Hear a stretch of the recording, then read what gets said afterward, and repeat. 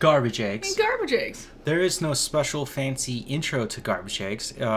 We haven't done a garbage eggs in so long. Yeah, I think the last garbage eggs we did was the first attempt of doing this. Yes. And it didn't work because we gave our dogs bones to chew on. The intention was that it would keep them distracted and they wouldn't bother us. But we didn't think about how you would definitely be able to hear them chewing loudly and obnoxiously on bones in the background the entire time. So they got yummy treats, and they decided of the 2-story, 4-bedroom townhouse that we live in, that the best place to gnaw on these yummy treats, which have bone, is right next to us. Right next to us the entire time. So that killed the first time, which I have it scheduled here in the old notes. This was supposed to drop April 23rd of 2024. Jeez Louise.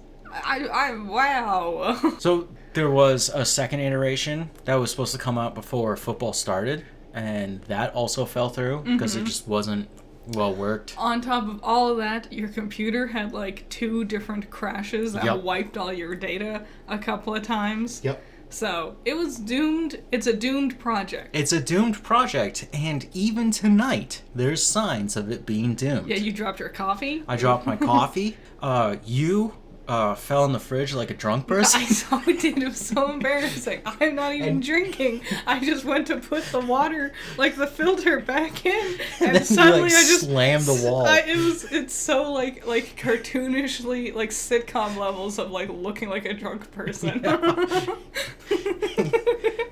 So I said that garbage eggs was never going to come back, and then after all this fiasco, I was able to convince the lovely judgmental critter to come back to help us. Yup. So you're probably wondering, it's October and the air conditioner's running. Get used to it. Yeah. I've had to. It's still hot. It's annoying. This is going to be one of the final garbage eggs. Supposedly. But theoretically. Here's the fun part of it. This is a ranking trilogy. This is something I've been sitting there thinking about and I wanted to do. And I thought it'd be a fun way to just, like coffee break. There's an agenda. Right? We talk about the news and the things that interest us. Yep. And then we got our own videos where there's a subject that we're going to approach and do this. Here, if you're new to garbage eggs, it's wild, it's wacky, it's loose. We don't really care. Yeah. We have a concept we're going to address that just doesn't fit in the other stuff we do. Yep. And here today, we're ranking commercial mascots. Yeah. You're probably wondering what that entails. Most of them are live action. Yes. It's because, so I watch ads, because I'm a psychopath like that, right? And you watch ads, and we enjoy just ripping them apart. We do. It's something, maybe it's a film student thing. Maybe it's just, like, you gotta be artsy, but something about watching these really bad commercials is a little bit of a joy when you get to discuss how it's bad. What's a bad commercial? Oh, man. A lot of them are ones we're gonna talk about today. A lot of them, yes, because we're picking the big guys, right? Some of the other bigger ones kind of fell through. Like Lily from AT&T, she's not on this list. I wanted to add her, even though I've had all this time. I was just like, you know what? Also, she's not doing them anymore. She's not. And also, a lot of them tried to mimic the success of Flo from Progressive. Flo is in there. But they never had the personality, the pizzazz of it. I thought, here's a great example of a bad commercial. We just saw it recently, I think yesterday. It's like one of the home security systems. Oh my god. But it had like 7 steps of non-related things to get to the home security system. It was literally like how perfect your life can be. And then it was 3 examples. And the first 2 examples were like, life is awesome, everything's going great, everybody's happy and healthy. And then the last example was, there could be a thief in your house. That's why you need a Ring doorbell. Yes, whatever. And you're like, wait, when the hell did we make that jump? A lot of commercials these days are insistent on telling like a weird mini narrative and only reveal what their product is at the very end, which just gives it such a gross feeling. It does. You know, like it really does. The first really big instance of this was McDonald's, where there was like a Super Bowl ad that was like 7 minutes long, There was this whole story about a mom and her son, and dad has recently passed, and they're both grieving, and they go through a process, and then finally they're starting to reconnect with each other, and to celebrate, they go get McDonald's. And she's like, your dad used to get the Filet-O-Fish too. And I'm like, it feels... That's why he died. It feels so gross to punctuate this whole story with, and then we went to a corporate place and bought this product. You should buy it too. Yep. Brand power is another one that you might see, especially if you're watching Hulu. Mm-hmm. Everything's so white, even the woman. It's crazy. It's creepy as fuck. And she's only selling you cleaning products. And you're like, whoa, we could have done this way more colorful. Looks like she bleached herself. Yeah. Dude, she's as pale as the lights and the damn shelves. Yeah.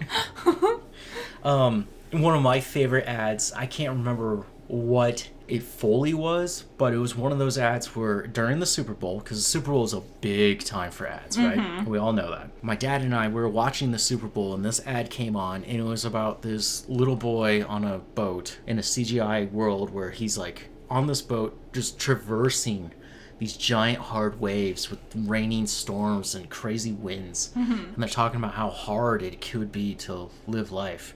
And then at the end, they're like, adopt a child. What? We're just sitting there just like, what the I remember a lot of like medical ads. There was one, and I was just thinking about it because there's this girl and she's going through like 7 different scenes, and in the background there's a lot of stuff going on. Like there's a lot of extras, and they're doing a choreographed dance, and she's doing her own thing, and she goes from one set to the next, to the next, to the next. And I was just sitting there going, how expensive was this? That's something you don't think about, is how much money the company spent to film this weirdly intricate, too long ad. They are very expensive. And it's crazy. They are almost $500,000 now to film. Just a medical ad. Yeah. And then you got stupid, like, some that have song and dances stuff going on to it, and you've got, like, portals opening up. Do you remember that one? Yeah, that one was weird.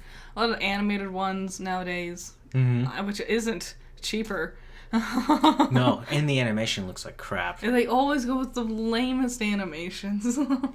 So today we're going to break down who is the best commercial mascot, and we're going to the big guys. We're going through 12. Yeah. And you can see right now that the tier looks a little weird. Yeah. So basically, we're going to have our... What, 6? 8. 8. First 8 fighting off. And then you'll see 4 others are going to come in to fight those who win. The 4 that you've deemed good enough that they can surpass the first round automatically. So in tournament style, we'd call these the top 4 seeds. Yeah. We'll talk about them on the second step. To begin this, we're going to start out straight off with Flo. Yes. Flo. Already mentioned her. From Progressive. Flo is not someone you should mess with. No. So Flo was created in 2008. Yeah. What is she? Right? She's an upbeat attitude retro hairstyle with too much makeup. Progressive cashier. She's a cashier. Yeah, there's actually a very recent ad where they're all sitting around a campfire and they're like, wait, Flo's not our boss? And she goes, I'm kind of like a boss, but no, I'm not your boss. And it's like, weird.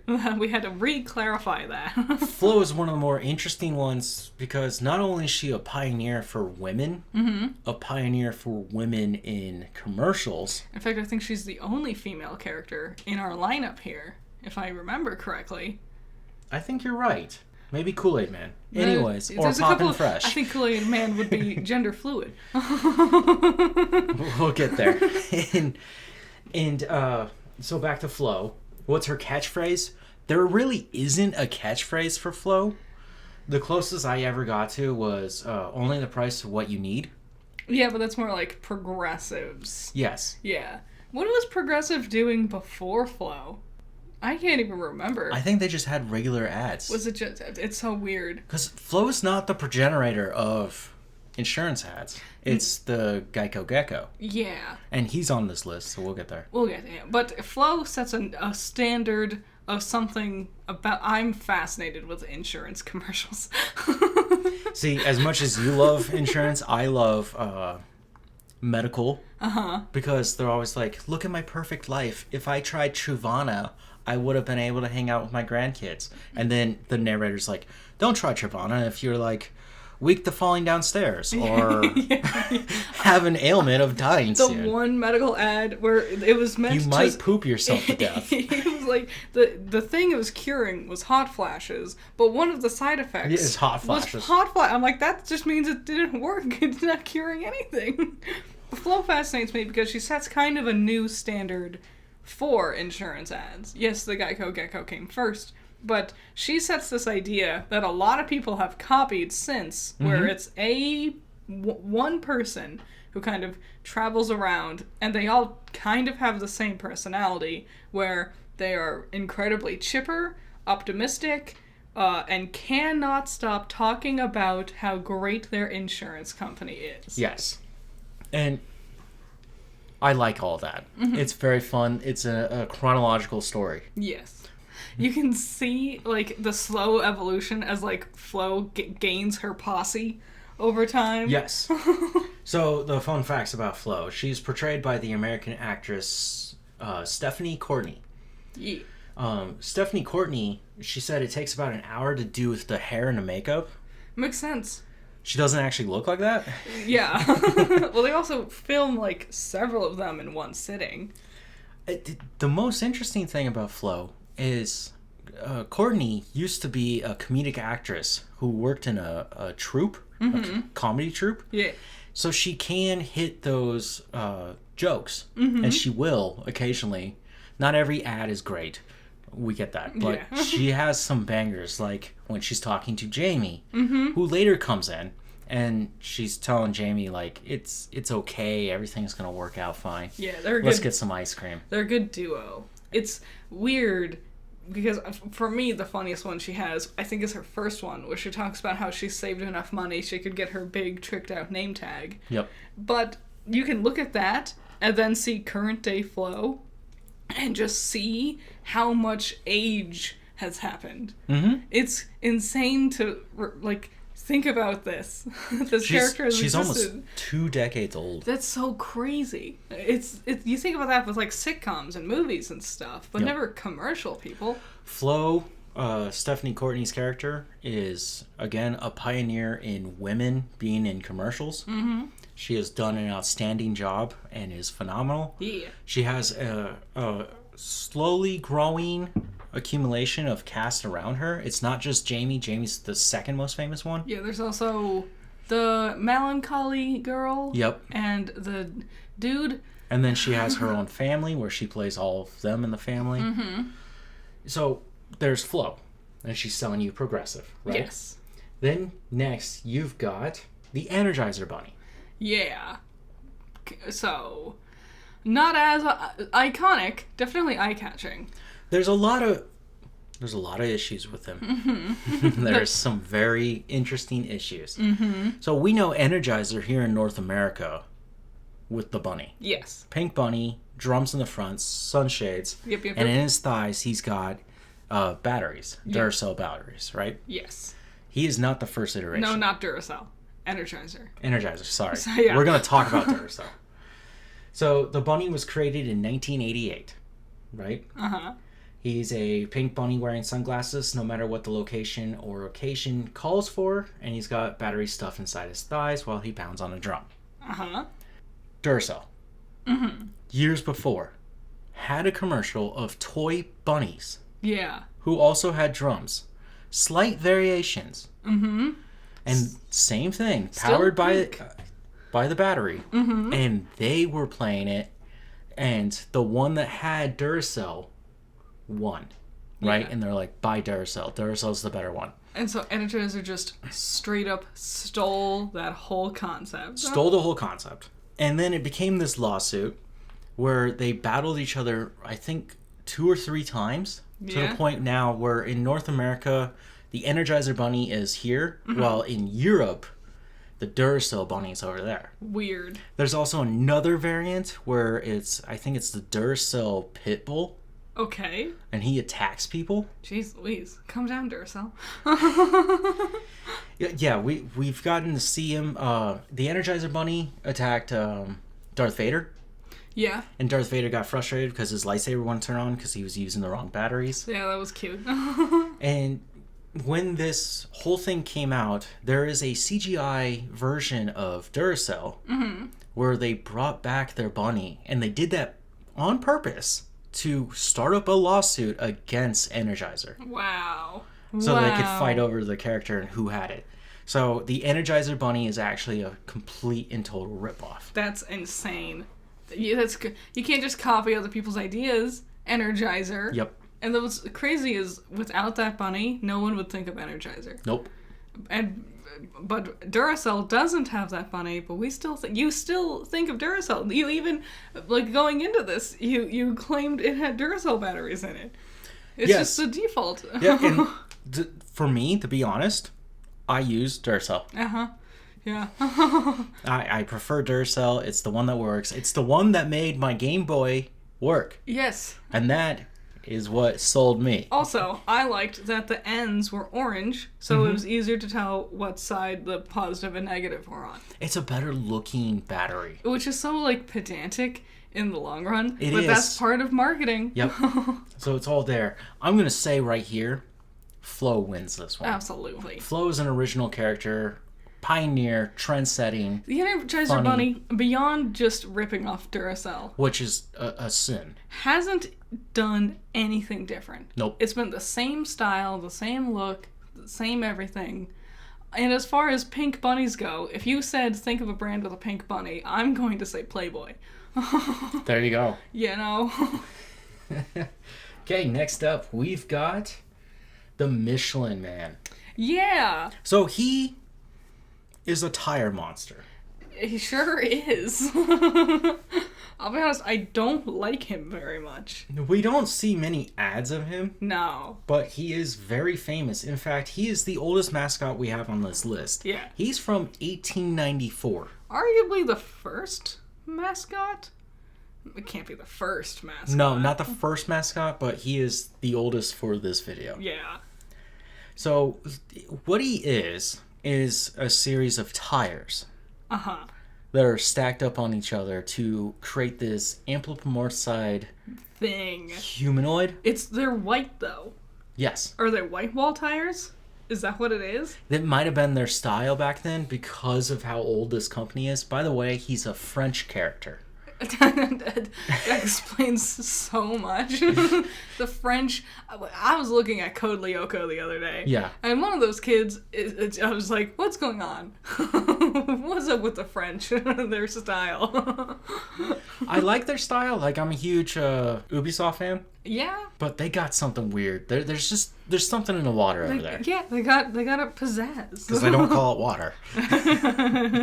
So the Michelin Man, the most recent video we ever got, or commercial of him, is all CGI. Uh-huh. But it was years ago. I think we were in, like, a tire repair shop. Like, I think we were getting our oil changed. That's the only time I ever see him. You'll mostly see more, like, cardboard cutouts of him. Yeah. And the most interesting thing about him is that his body has changed. He has. He used to be a very fat man. Mm-hmm. And in the early stuff, I think I remember him wearing a monocle at some point and smoking a cigarette with that stem thing. Wow. Could you be more French? Yes. If you don't know, Michelin is a tire company. Yeah. Duh, right? But how do you get Michelin stars when it comes to cookery, right? Yeah. So, because they were like, if you buy our tires, we will do like what is that? Like a travel book. Okay. A brochure. And they went out and found these restaurants that they really liked, and they started awarding them with these false prizes called Michelin stars, which eventually became a real thing. They're so prestigious. The Michelin stars for restaurants are so much more valued than anything to do with their tires. But it's a goddamn tire company. And it's crazy. If you asked me, like, Michelin, this concept, if you asked me who the face of Michelin is, I would say Gordon Ramsay. Yes. I wouldn't say this tire guy. Yeah. And yet, as much as Gordon likes to go off-roading with his four-wheelers, right, he doesn't talk about tires. No. I'll be honest, no one does. No. There's no other, like, tire manufacturer who not only markets themselves, There was a but also time- has a mascot. There was a time where Firestone I remember Firestone, yeah. and Goodyear. Like, there's a Goodyear blimp. Yeah, but they're always with, like, vehicles, not just the tires. Yes. It's weird. So, to battle our weird white tire boy, I decided to use a white-tired guy. Mr. Clean. That's so accurate.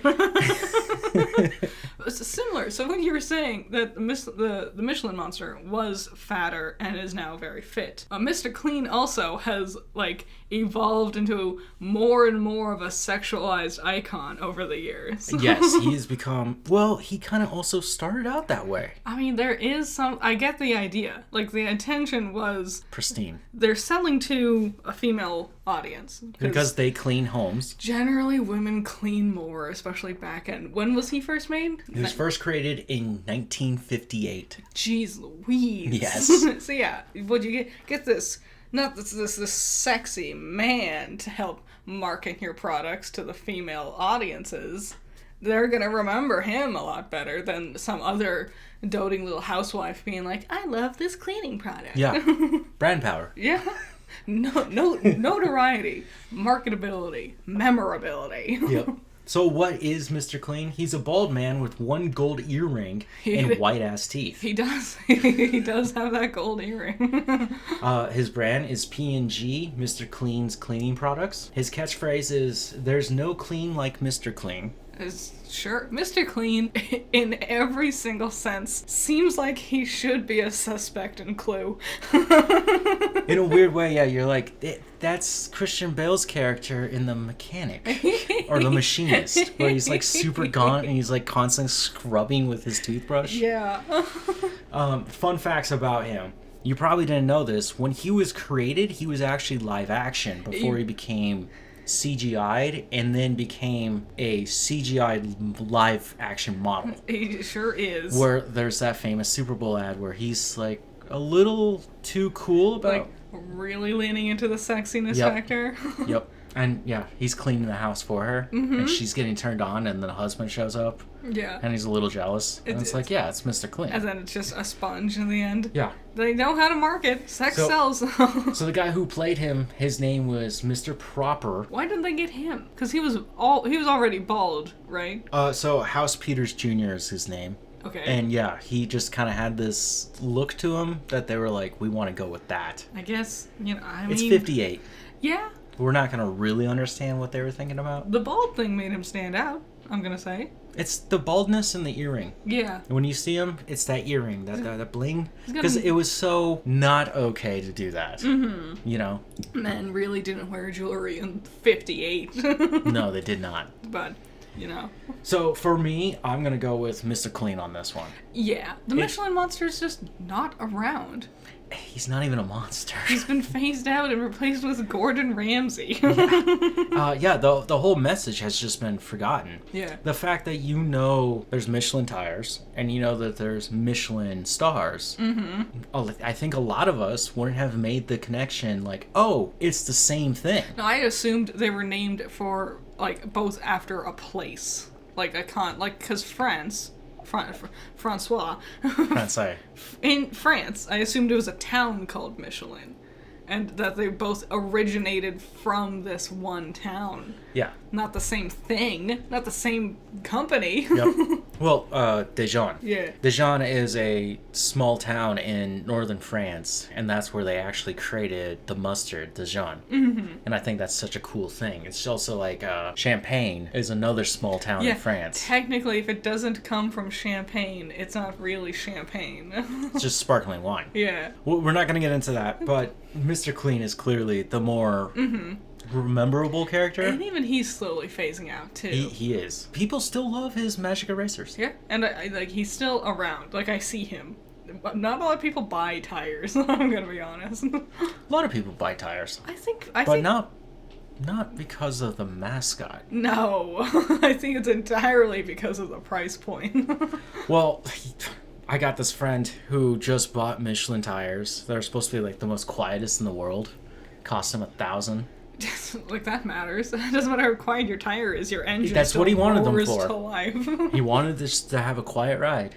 Okay. I haven't asked him, but the fact that he dropped 1,000, I'm afraid to ask him, how loud is it? This cost fallacy isn't gonna sink itself. Yeah. So our next one.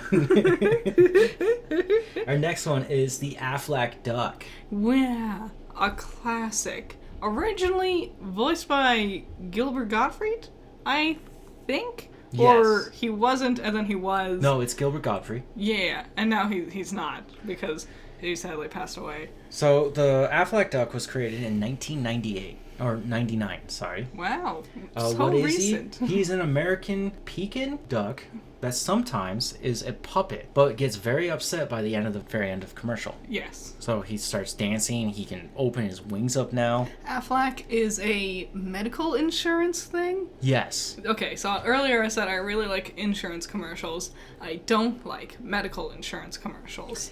Because I don't like the healthcare system. So Godfrey played him for a while until, 2011, where he got fired because he started making tweets making fun of Japan and their tsunami disaster. Yeah. We all remember. He's a raunchy comic. He's a comic, but at that time it was the Great Witch Hunt. It was a little distasteful. This is where the idea of woke became a thing. This is where comedy films came to die. Yeah, I saw a clip of a comedian. I don't remember his name, but he was talking about how like all these big problems are coming up, and he's like, it's weird that people ask comedians about this stuff, and like it's always centered around comedians and what we're allowed to joke around. It's like all this important stuff is happening. It's like, but what do the clowns think? Send in the clowns. Not at the box office. They didn't show up, not did that they? second movie. Did you see the picture? The one where it's the guy who plays Flash and he's like doing the peace sign. Yeah, the dead like graveyard. Yeah, towards Oliver Queen. Yeah. And then someone changed it out to where it's Art, the clown from Terrifier. Nice. As Grant, and then the image on the tombstone is Joker 2 poster. Nice. Because nice. Terrifier 3 is killing it, literally. So I just thought that was funny. Anyway, back to Iago the parrot. Yes. Sorry, Affleck. So the reason why he got fired, not only for his distasteful jokes, but also there's a Japanese company that owns 75% of the company. Ooh. And they were like, not okay with what the hell he just said. That's okay. Anyone can make that Affleck noise anyway. But he is a well-remembered character, and he continues to show up. He even has a buddy now, the goat. Yeah, he has a goat.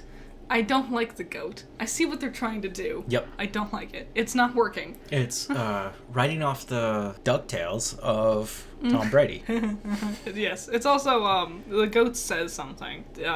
Gap. It's like the gap in your insurance. Yes. It's such a stretch. It was already a stretch making the Affleck Duck say Affleck. Mm-hmm. The goat thing, dumb. It is stupid. And then we have Jake from State Farm. Oof. These are both very football heavy. Yes, they are. Celebrity heavy. You will always see a football player or some football coach in these commercials. Jake transcends because he's a black man, and he doesn't just hang out with athletes. Yeah, he'll do other stuff too. He also hangs out with like musicians, famous musicians. Yep. There's a one with, oh man, what's his name? I think it's Usher. Maybe. You know what? I think you're right. I think he was hanging out with Usher and might. One of them. Yeah. We'll go with Usher. Whatever's playing is the one he's hanging out with. Jake is also fascinating, I'm going Because to say, origin-wise. There's a tale of two Jakes. Yes. Yes. And it does not involve Nicholas. Never mind. You were going to make us the most random stretch No, of a The tangent. Tale of Two Jakes is a movie, which is the sequel movie to Chinatown, where Jack Nicholson... I knew it was going to be dumb and random, and no one knows what you're talking about. I haven't seen it yet. I want to watch it. It came out like 30 years ago. 50. Oh my god. So yeah, Jake from State Farm. So Jake is created in 2011, I'm talking about the black Jake. Mm-hmm. Now, there was an iteration of him before where it was a white guy. Yes. Do you want to tell that story? Yeah, it was one of the most well-known commercials. You've all definitely seen it. It's been spoofed and parodied a bunch of times before. In fact, they did it themselves. They did. Where a man's on the phone downstairs, the wife shows up, she hears him saying things, she assumes he's on the phone with like some girl, and he's like, I'm talking to Jake from State Farm, my insurance. And then she's like, what are you wearing, Jake from State Farm? And Jake goes, khakis. And that's it. And then they did other things with State Farm. Yes. Nothing memorable. Well, later on, they do it again in 2011. And this time, they use the same footage from the original. Yeah. But when it's back at the Allstate, sorry, not Allstate. State Farm. State Farm. Allstate didn't make it because they couldn't decide on who to use. They do have like 7 different actors. They got 2 guys that I love, both of them. Yeah. Isn't J.K. Simmons one of them? He's one of them. Yeah. And then there's the black guy with the voice. I don't remember his name. I can't remember it either. But he's also a famous voice actor, too. He is, and he's been in like... They're both voice actors. Crime shows and stuff. Yeah. Damn. I don't remember his name. That's why Allstate can't be here. Anyway, Jake. It's the same one, and then when Jake is answering the phone, now the black kid, right? Mm-hmm. He goes, khakis, and then he leans over around his cubicle, and the other Jake is also leaning over, and he goes, is that a normal question? And he's like, I get it all the time. Yeah. We're now with the just black Jake, who's still doing the commercials. I just saw a new one with him. Yeah, he still does where he was them. doing like interpretive dance with a football guy. I'm going to be really... Jake is one of the ones that I was talking about that is inspired off of the gimmick Flo set the standard for. Yes. I'm going to be super honest. I don't like Jake because he doesn't have as noticeable of a personality. Everyone else around him is so much more bigger and noteworthy, and he has this very soft, like calming voice, which is nice and pleasant, but I overlook him in his own commercial, and he's supposed to be telling me the important facts about the insurance he's trying to sell me, and that's not a good thing. That's an interesting way. I always pay attention to him because I know he's the mascot, and obviously here I am doing this. Here we are. Because I care about commercials. I'm that freak who watched commercials. I would get mad at my parents when they would skip forward through the commercials. Because I'm like, hey, I'm watching that. I wanted to see that. They're like, are you serious? And I'm like, yeah. You're no one's favorite. Commercials are awesome. They can be. Billions of dollars. Yes, they are worth It's a crazy industry to want to get into. Yes. So between the two, because of Affleck losing Godfrey, and they never really replaced him with a famous comic. Yeah. It's just someone emulating his voice. Yeah. Or sometimes he's quiet. Yes. The puppetry never really works with the Afflac Duck. No. So I'm going to give it to Jake. And also, he's just a trendsetter. I agree. He hangs out with cool people, and I want to be like Jake. Yeah, that's the thing. The Afflac Duck usually hangs out with very old people, and I get it, it's a medical thing. Older people tend to be more susceptible. Jake's hanging out with, like, cool guys and stuff. I may not like him, but I do like him better than the Afflac Duck. I'll give him that. Nice. So Jake won that one. Okay, the Geico Gecko. Yeah. Are you ready? I'm ready. Because I know you guys are not ready. Also created in 1999. His name isn't Geico Gecko. No. His name is Martin. Yeah. It's just straight up Martin. His catchphrase, well, what is Martin? He's a gecko that has a Cockney accent that's Australian. And... No. No. Cockney's not Australian. Isn't it? Thought it was. I thought it's place in Britain. Or Europe. It would only be Britain. No one else talks that dumb. Oh, no. And I'm pretty sure it's Australian. I might be wrong. Because he makes jokes about shrimp on the Barbie. I'm not good at accents. He thinks he's hot shit and also loves to talk about himself and hangs with A-list celebrities, just like Jake. Mm-hmm. The way he actually began, people kept calling him because they wanted to call Geico. Yeah. But he's Gecko in the phone book. Mm-hmm. Phone book. Yes. A thing that doesn't exist anymore. Yeah. Geico has always had a kind of sordid history with their commercial mascots. He's not the only one. I just chose him because he's been the biggest one. And now, most recently, we've gotten Caveman. Yeah, we got the Caveman back, which I think was a mistake because I can't stand the Caveman. Have you seen him play the prank on the football guy? I did, yes. And he's like, "What is that?" And he's like, "It's just mayo," and just giant tub of mayo. No, I don't like Caveman because he's just very much a Debbie Downer personality. He is, and the point of that, there's an evolution there. Yes. The reason why was he was getting frustrated because the thing was so easy a caveman can do it, and he's like, I'm smarter than that. People loved him so much he was supposed to have his own sitcom. Yeah. They were actively working on this, and it never came to fruition. It's almost like he wasn't an interesting enough character to warrant a sitcom. But that was such a cool idea. I mean, I guess the caveman gimmick is so far beyond him now. He's just a guy with a big beard. He's not even a caveman anymore. No, he's still the caveman. He just lives the normal life, and every time they're like, so easy a caveman can do it, he just stares at the screen like, seriously, dude? I'm sitting here in my backyard with my wife and family and this luxurious pool and green grass, and got the barbecue going, and everybody's having fun, and you gotta attack me? It's this thing like, when you're selling me a product, I want you to excite me or make me happy, make me excited, make me want to see more of your product, but he's such a downer, I don't want to engage with it. And that's why I think it was a mistake they brought him back. They've also had several other things. Like, they had the guy who would say, like an analogy, and then they did a live-action readaptation of the analogy. Like, he was like, is a bird in the hand worth two in the bush? And then we cut to, like, an auction, and a woman has, like, a plastic mannequin hand with two birds in it, and the auctioneer's like, I think it's gonna be valued at two in the bush. And she goes, really? I remember that. There was another one, which I hated, where he was like, is Geico something 15%, whatever? Did the little piggy go wee wee wee all the way home? And then we cut to this pig hanging out of a car with like pinwheels. Yeah. And then the pig kind of became his own thing after a while. Yep, but he died off. If people hated him. I guess he became bacon. So, yes, Martin, the Geico, and Limu, Emu, and Doug. So they are the youngest ones. Yes. And they're pretty hard to avoid because they're actually stupidly funny. They are. And really bizarre. So Doug is just a middle-aged, washed-up insurance man. Similar to Flo, with that very infectious personality. Who looks like a cop. He does, a little bit. That's kind of the point. And then you got Emu, who's... Limu, who's an emu. He's just an emu.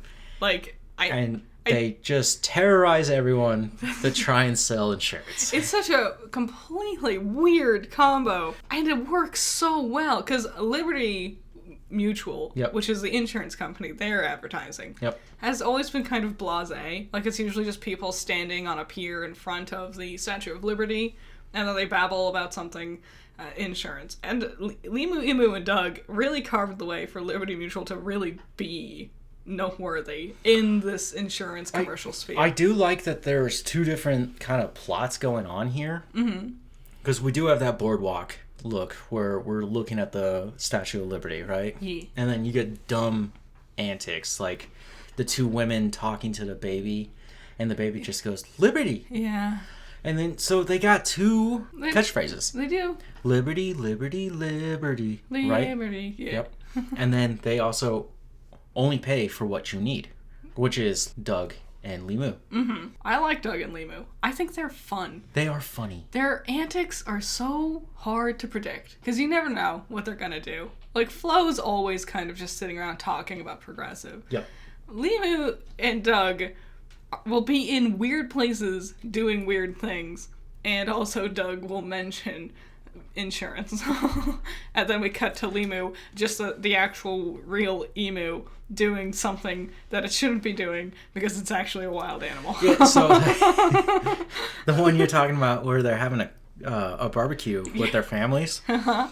And Doug is just not shutting up while he's barbecuing about insurance to the wives, right? And then he starts to barbecue something else, and Limu is like, and it's like, what is that? The beer chicken can thing? Yeah. They also have kids who hang out with each other. So they're like junior versions of themselves. Yeah. And they ride this cute little electric vehicle that they run through the flowers with. Yes, they got good timing for their jokes too. Yep.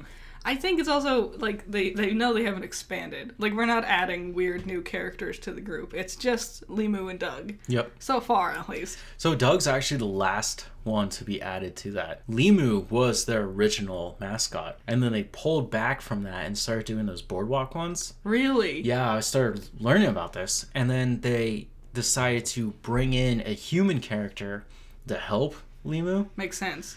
Now they have these two dueling stories. Because if it was just Limu, it would feel like, you know, a poor man's version of the Geico Gecko. It was terrifying. And now that it's the Emu and Doug, it gets to be its own unique thing with the quote-unquote marketability of an animalized mascot. Yep. But so much more unique than just the Geico Gecko, who we didn't even really talk much in his section, because he's so boring. He is. He just... Again, he's about himself, and when he's talking about how great he is, he's talking about the insurance. Yeah.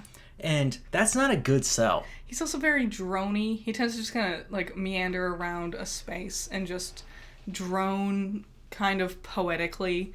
And it's very lullaby. Yes. It doesn't excite me or interest me. I'm going to say Limu and Doug win. I agree. I'm all on board. They're the newest ones that we got, and also they're a lot more fascinating and interesting. When I had first wrote this, they weren't really Geico wasn't really working on the caveman, and I've seen a lot more during this time. Mm-hmm. Sadly, I've just kind of decided, like, let's not talk about the caveman too much. There's just not much to say. So here's our winners. We got Flo. Yeah. Mr. Clean. Woo. Jake from State Farm. Okay. And Limu and Doug. Nice.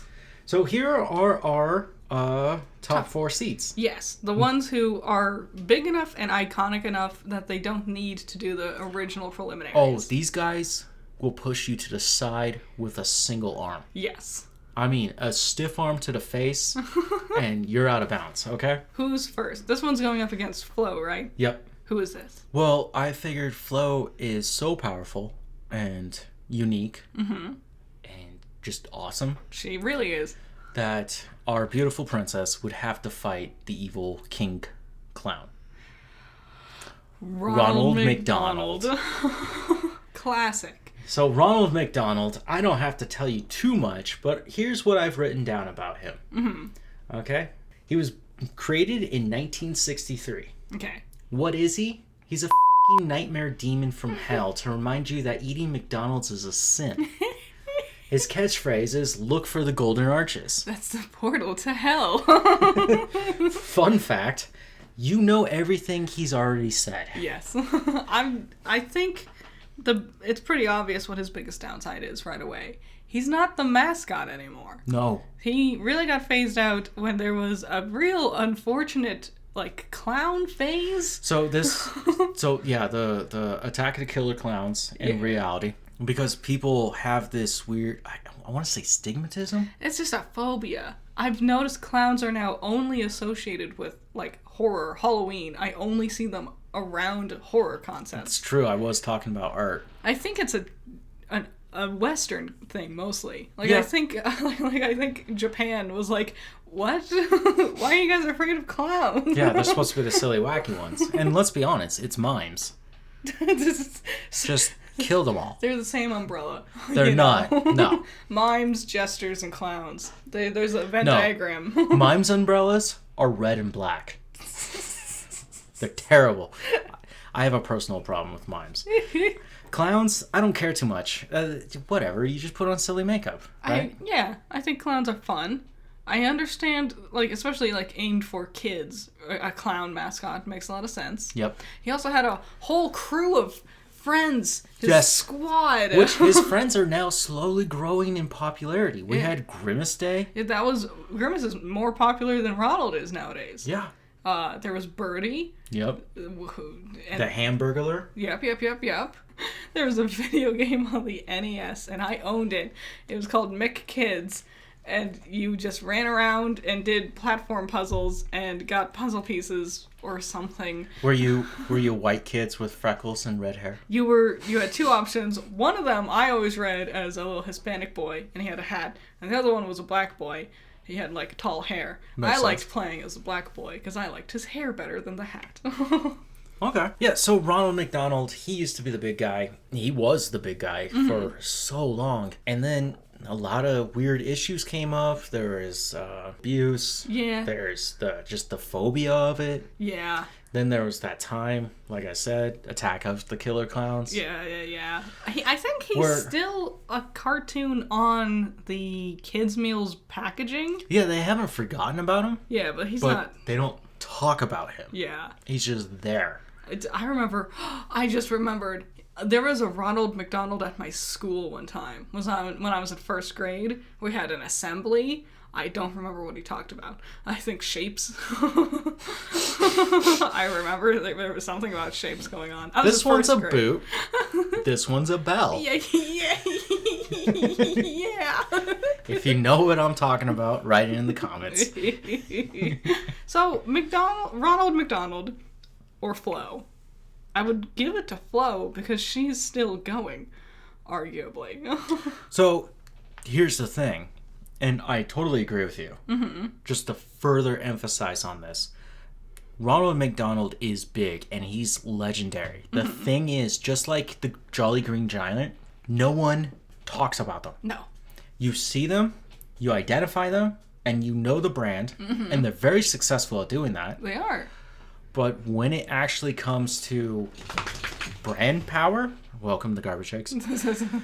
When it comes to brand power, when you see Flo is doing her thing. Yes. You won't see Ronald. You won't see the Green Giant. Yeah, McDonald's has grown beyond the need of having a marketable face. In fact, recently McDonald's got rid of their catchphrase. Oh, really? Yeah, you didn't notice that? No. Ba-da-ba-ba-ba, I'm loving it. Wow. Can't believe that. It was I'm loving it. Then it became the ba-da-ba-ba, right?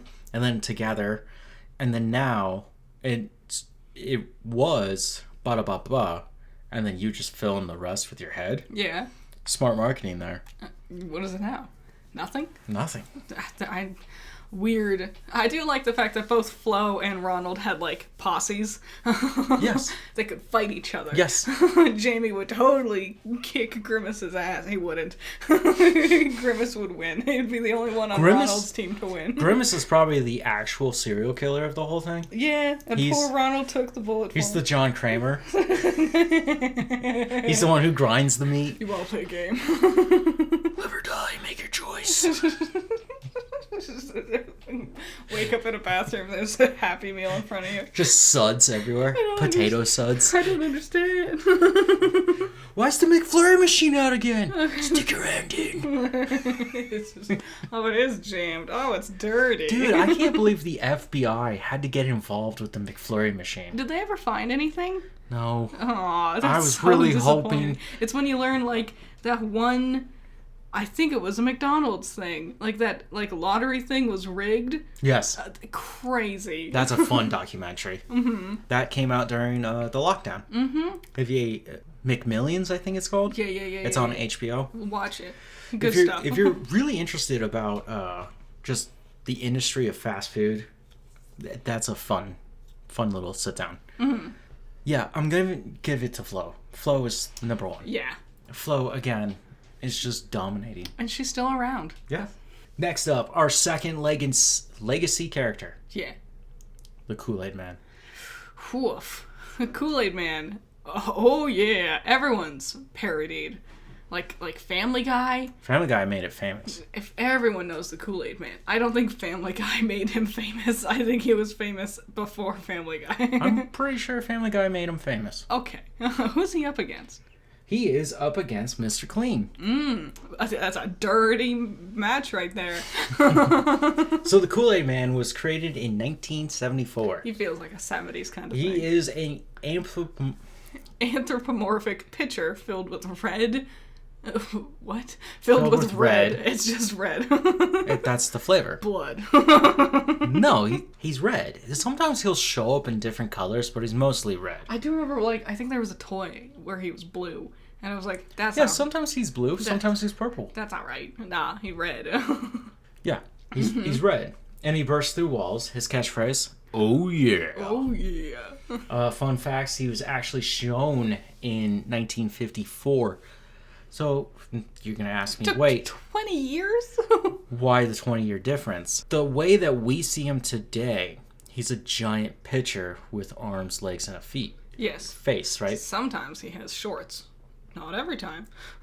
If he's doing his cool, like, summer stuff, yes, he's wearing swim trunks, right? Yes. When he first shows up in this ad, he's just a glass pitcher that they just put this animated face on. Oh.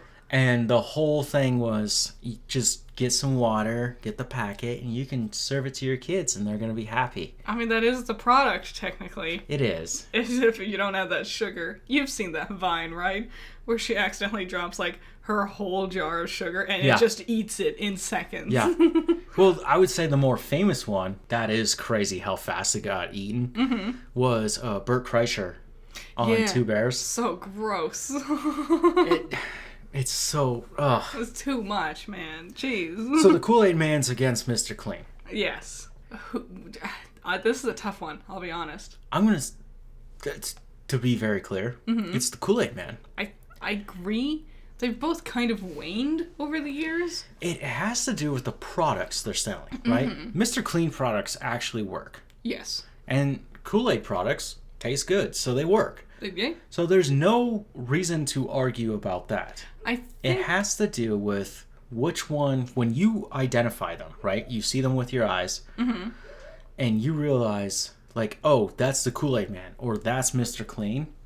You feel more excited when you see the KoolAid Man. It's true. Mr. Clean, not only is the product, like, a less fun... Like, it functions, it does its job, but it's a less fun product. But also, he's very specifically marketed. Like, if you're a straight man, you're not going to have as much of an enjoyable reaction with Mr. Clean's sexy antics as you will with the KoolAid Man having a fun time on a surfboard, you know? I need to go see a therapist.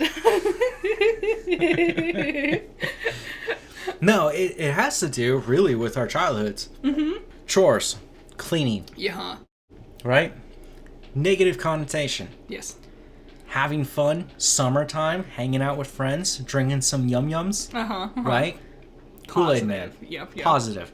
So, sadly, because of the difference of the products, the way I route it through my mind is KoolAid is more fun. It is. Also, he's more, like, noteworthy design-wise. Yeah, there's so much more fun you could have with this character. There's several real human people on our list, and Mr. Clean is animated, and he's still a normal human people. Like, you could do anything with his design. KoolAid Man's so unique. We have to give him notoriety for that. There's also that crazy crossover episode where Peanut the plant died. Yeah, that was weird. Mr. Clean is there. KoolAid Man's there. Is Jack in the Box there? Because he also had a similar plotline where he tried to, like Jack almost died. Jack did die. And then they brought him back. Jack did die, and then they had to bring him back because that was, like, the big thing, but then they realized they had no mascot after that. That's a different story. Yes. And that's not part of this story. So I'm going to give it to KoolAid Man. I agree. Okay, next up, it's Tony the Tiger versus Jake. I think we all know the answer. Tell me about Tony. So, Tony the Tiger is from 1952. The second oldest, next to Michelin Man, I think? Yeah, I think he is. He's a tiger that's jacked. Yeah, huh? Also, like the Michelin Man, his body has changed. He's gotten more and more, ripped. Huge, buff, broad. He'll never look as good as Hugh Jackman, but he's looking good. His brand was Kellogg's Frosties. What? Not Frosted Flakes? Nope. They were originally called Frosties. That's not right. That's weird. In fact, you can't buy Frosties anymore from Kellogg's. That's weird. But it is Frosted Flakes. I have noticed, knockoff brand Frosted Flakes oftentimes are still called Frosted Flakes. Yeah, Frosties. Weird. He's such an old character, and the story of Kellogg is so storied. Yeah, watch that amazing movie starring Jerry Seinfeld. Yeah. Starring Jerry Springer. It's so bad. I hated it. On Frosted? Yeah. One of the worst movies I've ever seen. Yeah, It was terrible. Catchphrase, they're great. They're great. So I wanted to tell you this fun stuff about him. I'm ready. Why? Because he's a cartoon character that, like, actually has a weird family. Yeah. So he's male. Uh-huh. He has a family. Papa Tony. Uh-huh. Mama Tony. Yeah. Spouse, Mrs. Tony. Oh, he has a spouse. There's a Mrs. Tony. Yeah. She has like a pink ribbon or bow over one of her ears. Of course. That's how all girls are. And then he has 2 children. Yeah. Right? Tony Jr., his son. Uh-huh. And if you didn't catch the theme, don't worry. They messed with you anyways. Antoniette. Antoniette?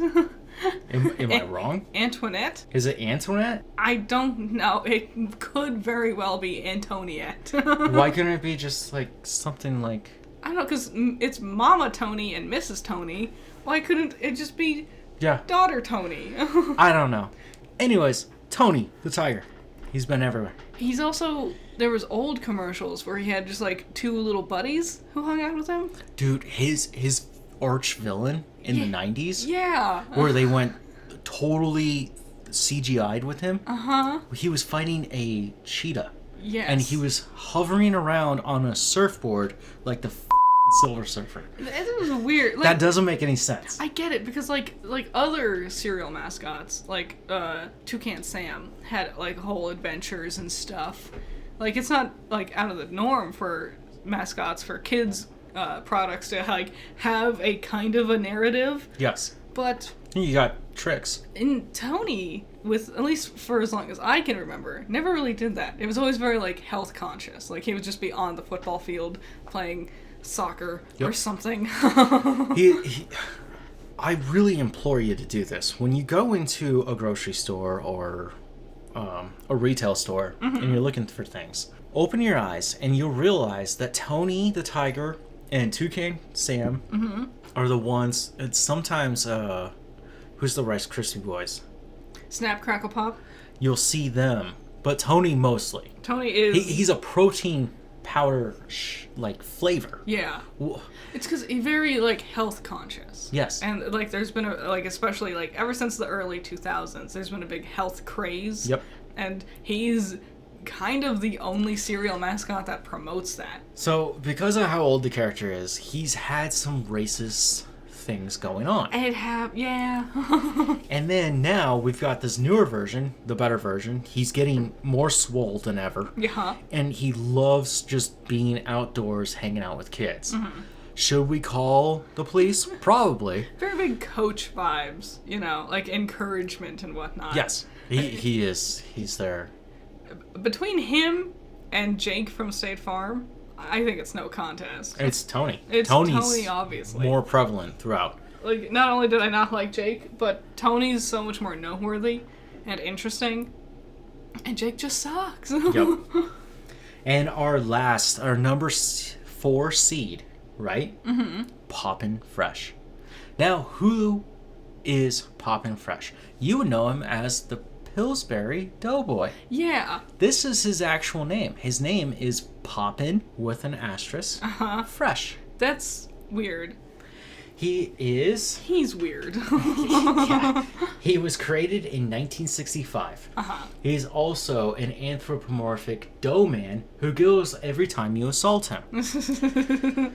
So imagine someone took a giant finger and shoved it into your belly button. Yeah, I would be How pissed. would you react? Because he giggles. I would punch you. I would be What, fuming. with your dough hands? Don't touch me. Don't touch my belly button. I'll give you a yeast infection. I don't like the Doughboy. I'm not gonna call him Poppin Fresh. His name's Poppin. I don't like him. And he's fresh. I don't like him. No, I like him. I think he's annoying. I saw him recently and I was like, oh, he's still the same. He just giggles. He's got a really cool thing when it comes to animation. For all those who love like the story of how things are created, he's probably one of the coolest ones ever. Before we get there, the catchphrase, hee when he gets assaulted. Yeah.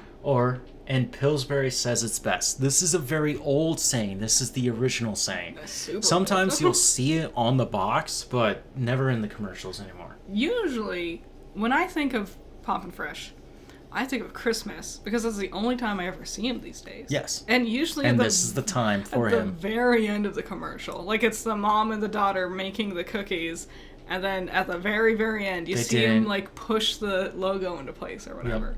Weird. Like a lot of these mascots are barely even mascots anymore, except for the insurance commercials, because insurance wants your money.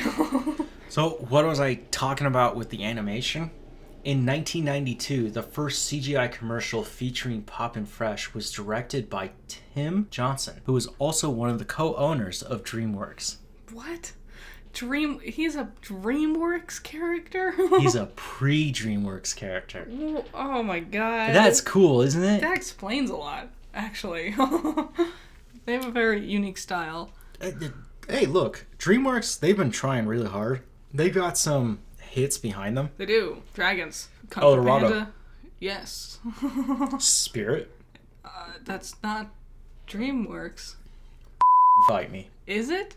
You will lose. I don't remember Spirit Stellino the Cimarron. I just remember being fumingly mad when I saw what they're doing with him, like, nowadays. Yeah. Where that dumb white girl domesticated him. Oh, makes me mad.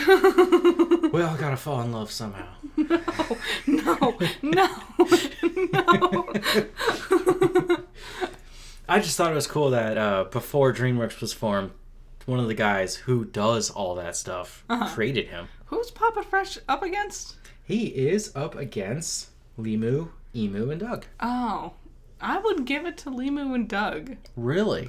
Yeah. It's so tough because they're not nearly as, like, noteworthy as Poppin Fresh. Mm-hmm. But Poppin Fresh barely shows up anymore. I just saw him the other day. What do you think? Part of me wants to say Poppin Fresh just because they're yum-yums. They are yum-yums. I'll give them that. And Limu, Emu, and Doug are just not making the same content that you used to do. They're very new, you know? Yes. They don't have, like, the Rolodex of history that Poppin Fresh has. They're from the 2010s. Yeah, they're so This recent. guy's from 60s.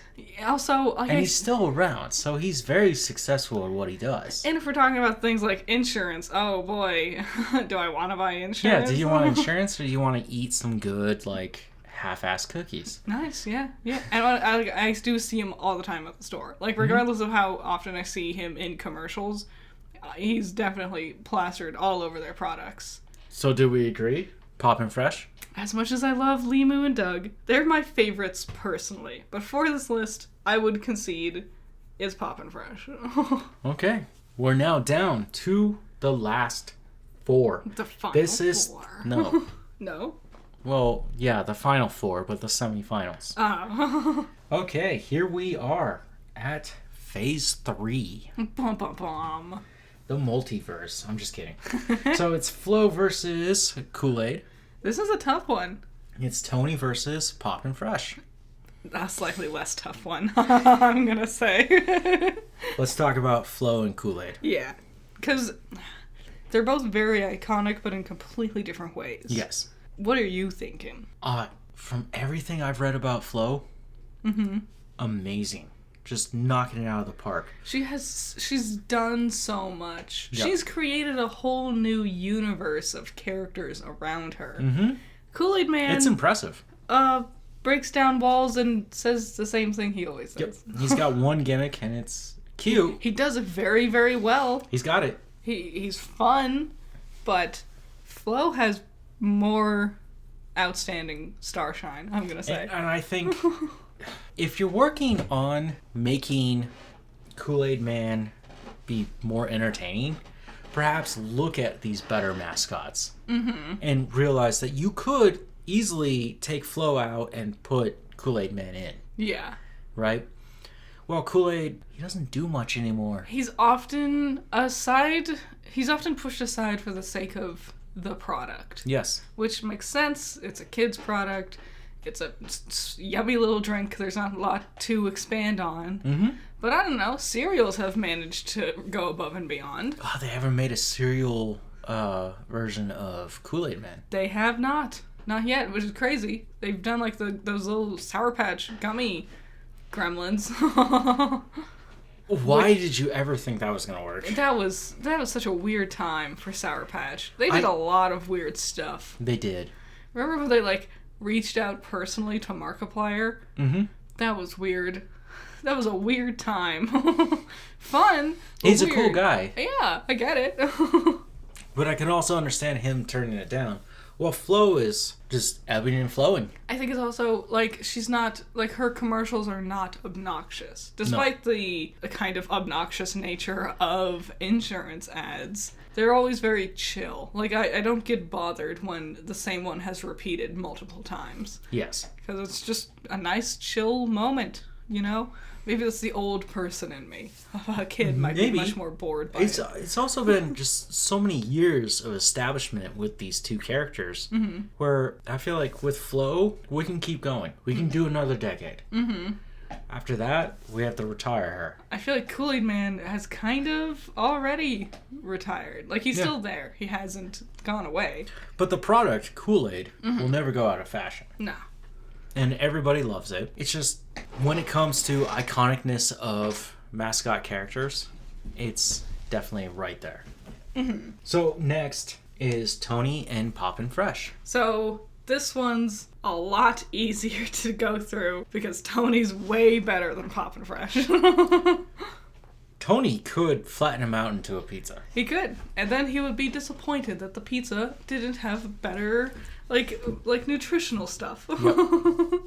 Poppin Fresh isn't as enthusiastic or charismatic about his craft. No. Or anything that he actually does. Like you were saying, you walk down the grocery aisle, you see Tony. He pops. He's there. Yeah. Poppin Fresh is there if you happen to be looking at the can he's on. It's more than that. Tony not only pops, he's on different things. Which also, I'm gonna say, like, as far as nutritional values go, I'm gonna say they're comparable. Because let's not really kid ourselves. Frosted Flakes aren't very good for you.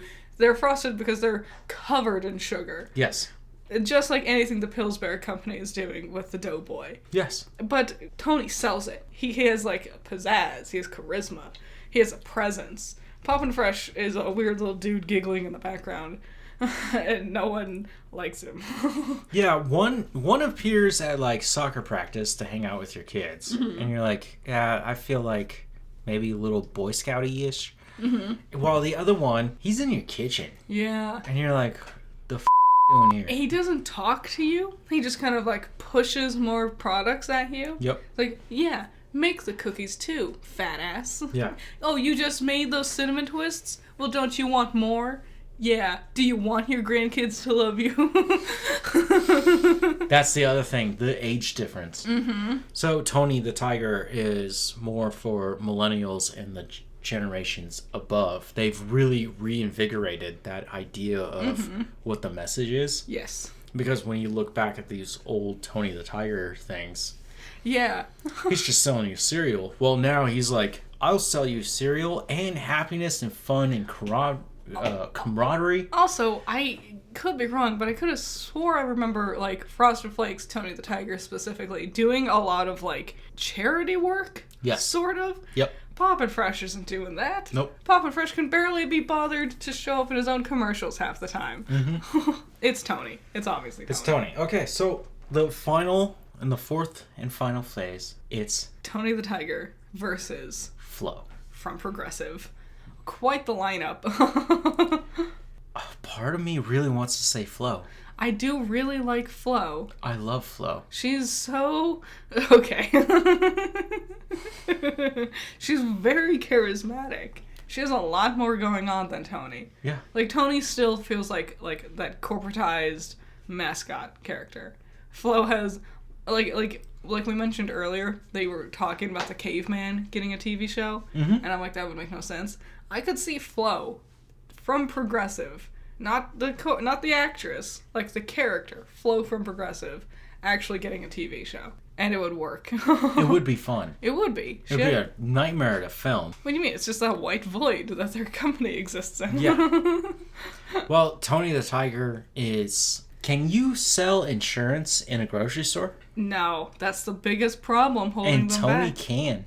He He really can. That's his stronghold. He's so noteworthy. Yeah. This is his cause of doom. It's yes. Fighting a Balrog. He is the Balrog. It's this. The thing is, they're great. Nah! Fly above noodle. and then Flo from Progressive is like, you can save 15%. Lord of the Rings, but it's Mascots. Anyway, Tony, it was just like, Tony is much more noteworthy. Like, the other oldest one we were talking about, the Michelin Man, has basically been eviscerated. Like, he's basically gone entirely. Yeah. Tony, despite his age, and despite some unsavory commercials back in the day, has withstood the test of time and is still just as noteworthy and noticeable and marketable as more than most of these others. It's tough. It is very tough, and I'm gonna have to say Tony. I agree. Like Through the ages, and he's a little older, right? But even back then to today, he still represents that. Well, when you need insurance, you fall into Progressive. You'll remember Progressive because of the entertaining and charming commercials, but that's not going to convince you to use Progressive as your insurance company. Yeah. And I think the devil in the details really is the product. You can have cereal whenever you want. It's cereal. It's delightful. That's the other thing. Our core audience of this podcast, right? You guys really care about insurance, or you care about eating right now? Yeah. Let's be honest. Like, that's the thing. I said earlier, I find insurance commercials fascinating. It's because the insurance industry is struggling a lot. Yes. Because we're not getting insurance, because a lot of us don't have homes or cars, and so there's nothing for us to insure. And so that's why they've used Flo as the beginning to make this a really memorable, noteworthy character, because the product doesn't sell on its own. No one thinks about insurance. No. But cereal and everything else Tony and Kellogg's is associated with. It's happiness. Yeah. It's gratification on a level of, what is that word? Like involuntary? No, it's like instant gratification. Yeah. Yeah. Yes. Yeah. You know what I mean? Mm-hmm. You can get Progressive right now. Just hear me out. You can call them up and do it and be like, I'm insured. Yeah. Everything's fine. Mm-hmm. But it doesn't mean everything's fine. It means everything's fine when everything goes wrong. Yes. That's the biggest downer about insurance. Also, I could buy a box of Frosted Flakes, consume a bowl, and I'm gonna feel fine, unless you have lactose intolerance and use milk. But in general, it'll give me... drink water. It'll give me some energy, it'll give me a boost, a little sugar high, and I can go about my day, whether that involves being on a football field or not. You're totally right. What is that difference? And the difference is the day-to-day value of these characters, and what do they represent to you as you move through your life. And if I do sit down and call up Progressive, I'm not going to get Flo. I'm not going to get that happy, chipper, very fun, excitable person to help me actually set up my insurance. It's going to be a down, humdrum, monotone, because that's what they all sound like. So, she sells the product well, the product holds her back. Tony excels beyond what his product has for its own limitations. Yes. So I think it goes to Tony. I think it goes to Tony too, and I agree with you about the calling in and being part of that product. Mm-hmm. I've had Progressive. Before that, I had USAA, which is an exclusive club. Which I hate that they use Gronkowski as their mascot for their commercials. It's okay. He just cannot deliver his lines. He is an illiterate, garble-mouthed football injury man. Do not give him lines. But USAA gave me better coverage, and they helped me out multiple times while working with that 95 Wrangler Jeep that just always broke down. It's that thing, like we were saying with the tires. I'm not going to buy tires because there's a little Mascots dude standing next to it. I'm going to buy it because of its price. And then when that Jeep finally broke down and I ended up with a sports car, a European sports car, I had a Mini, a convertible Mini. I love that thing. It was awesome. It was six speed shifts. I don't know cars. Anyways, yeah, I'm looking to you like you're gonna help me. I'm like, and now I'm very more confused. I'm like gears, engine. And I'm thinking about this like video that I saw of this Indonesian guy trying to help a cobra. What's the end of your story? Is that they're not a good insurance company. No. They're terrible. Yeah. And they'll just take your money. Yes. Well, Tony the Tiger, you got the flavor, you got the childhood experience. He's number one. As expensive as cereal wise, Frosted Flakes wouldn't be my first choice. No, it's not the best one. But I'm not gonna say no to it. I'm still going to enjoy cereal. I'm still going to enjoy the Frosted Flakes. And Tony helps with that. Yeah. Nothing Flo can do in her commercials is going to help me with actual insurance. So, the tiger is the king. Woohoo! King of jungle. King of the jungle. So, if you guys want to argue or talk about it or anything like that, just put it in the comments. Discuss your favorites. Tell us how wrong we were. Yep. But do not, I warn thee, fall into this idea of Tony the Tiger's the worst cereal. That's not what we're talking about here. Yeah. That's a whole nother conversation. Remember, I said it's a trilogy. And now, if you've made it to the end of the trilogy and Tony the Tiger is king, right? Yeah. There are two other pieces. Yeah. We have video game mascots, which is going to get really intense. It's gonna be crazy. There's some video game mascots that I was like, oh. It's gonna be hard narrowing it down. Yeah. Honestly. And honestly, I went through and I opened the door and I was like, forget about 12. Let's do 24. Because there's just too dang many. So we gotta talk about 24 of them. If you're thinking, what about cereal? That's another video. This is the trilogy. It's commercials, cereal, and video games. It's gonna be great. Not in that particular order. Yeah, we'll figure it out. We're getting there. Uh-huh. The fact it took me way too long to get to this. But since it took you so much time and effort, if you enjoyed listening to this, like, comment, subscribe, whatever. Show your appreciation because so much went into making this. Yeah. It's crazy that this is my third time doing this one. And I'm so happy that I'm finally at the end. I will admit, it took time away from Silent Hill. I am a little upset about that. Poor baby. It is. But also, for all the coffee break viewers, your constant viewing, I think there's about 30 of you.